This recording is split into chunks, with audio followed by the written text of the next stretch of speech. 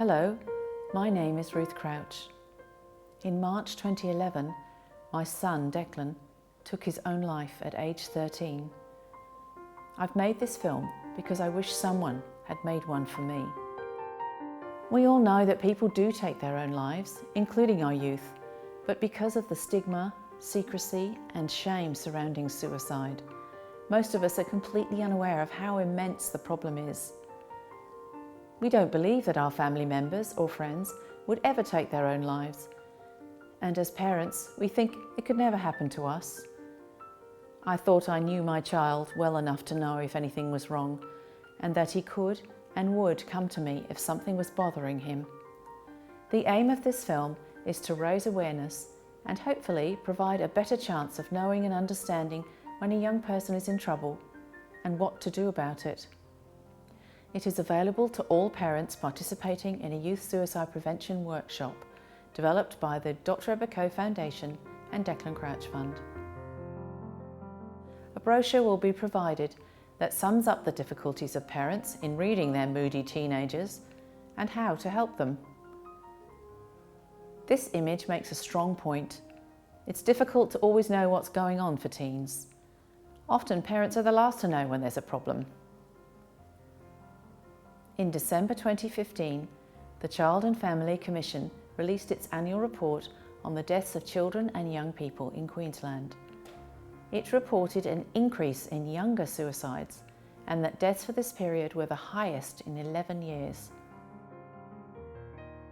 The figures for Indigenous children are even more alarming.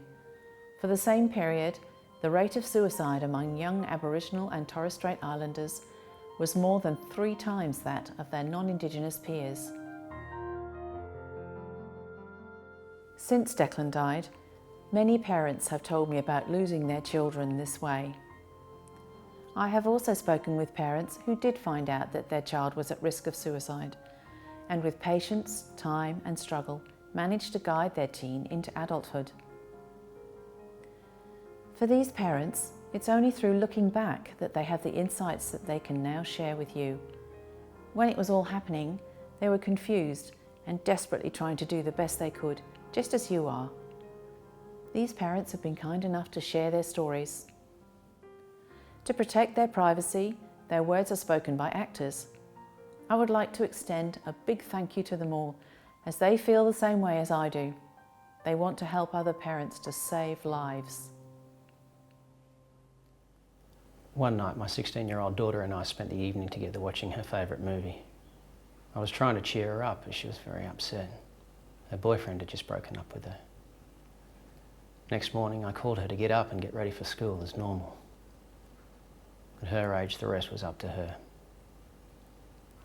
I was about to go out the door to work when something made me pop my head round the door to her room. I found her half-conscious vomiting on the bedroom floor. I found out later that she'd taken every bit of medication she could find in the house. I called the ambulance, and after a couple of days in hospital, she was okay and came home. She had follow-up counselling and now is an adult with a successful career. Every day I shudder about how close I came to losing my lovely daughter. If I had not checked on her, which I very rarely did, she may well have died. My daughter felt that she could no longer continue to live. The pain was so bad. She followed an impulse. It can happen all too easily. Life's challenges can lead to anxiety and depression in any of us, including our young people. They are dealing with many issues that can add stress and pressure to their lives. Romantic and friendship issues, unrealistic expectations from peers, family and schools, finding a sense of identity and belonging, conflict with parents, body image, bullying, confusion about their sexuality, their parents separating, changing schools. These things may be more than our young people are able to cope with at times. Drugs and alcohol coming their way, pressure to have sex, all of which are happening earlier and earlier, and not feeling able to talk to those closest to them, such as their parents and siblings. This can lead to risk-taking and impulsive behaviour. And yet, young people are the least likely to seek help for mental health problems. We are not of their era. We can't understand, but we need to try to understand their world. This is a high-risk age group for mental illness, such as anxiety and depression, and suicide. As parents, we need to know this. I was very close to my son Jay when he took his life at age 16. He grew up with just me, as his dad had died when he was 2. Jay had left school and was serving an apprenticeship. He was not a big drinker, wasn't into illicit drugs, and he was not a big risk taker.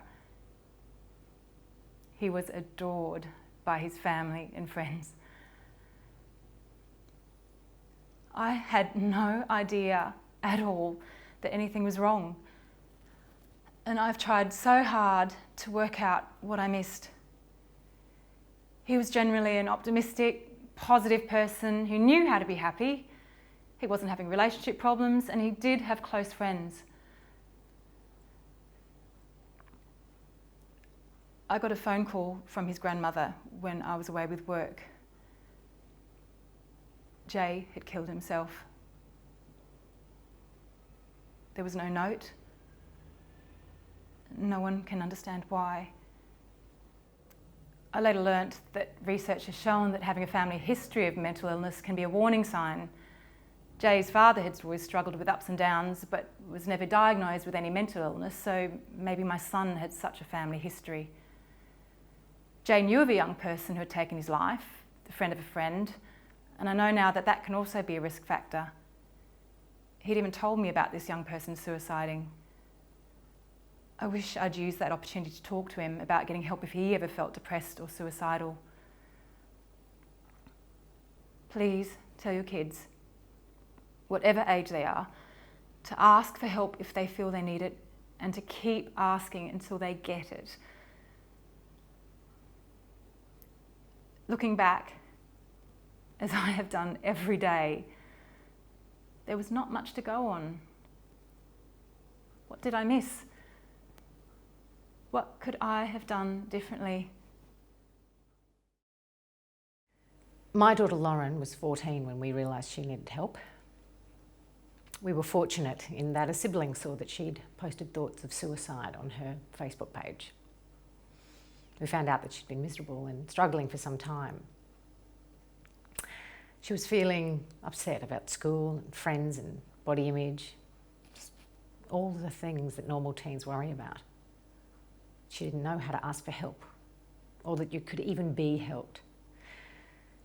She didn't know that life could be anything but miserable, and she was starting to think, well, if this is life, then I don't want to be in it. Now, Lauren knew how to help and support her friends who were unhappy, but she wouldn't seek help for herself because she didn't like to talk about these sorts of things. So with our support, she went to counselling for 6 months. And we also encouraged her to join the gym, for regular exercise.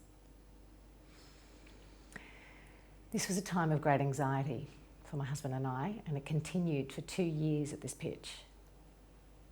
We felt that she was fragile and she needed all of our support, but we needed to keep some distance so that she didn't feel overwhelmed. We never knew what each morning was going to bring. But now, Lauren's living away at university, independently. But I'm still at a loss to know what her crisis was all about. I still keep an eye on her and I worry about whether she is okay. Our father spoke to me recently about a friend of his teenage son.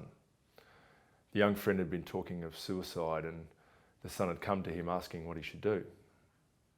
Well, my advice to that father was, tell the parents as soon as you can. And he said, no, I can't do that. I can't get involved in another family's business.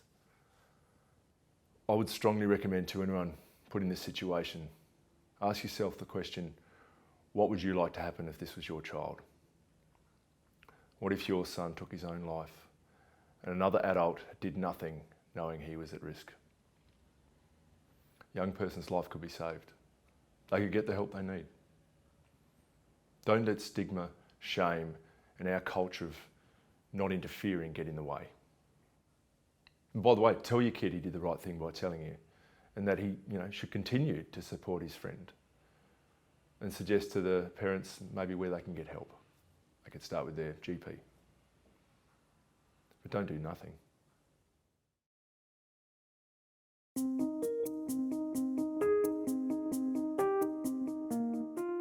Young people often talk about their problems and seek help through social media. It is a form of communication that they seem to be able to handle. And research has shown that they seek to find support and acceptance for what they are feeling and thinking. One report concludes that for teens, social networks are a key source of information and advice.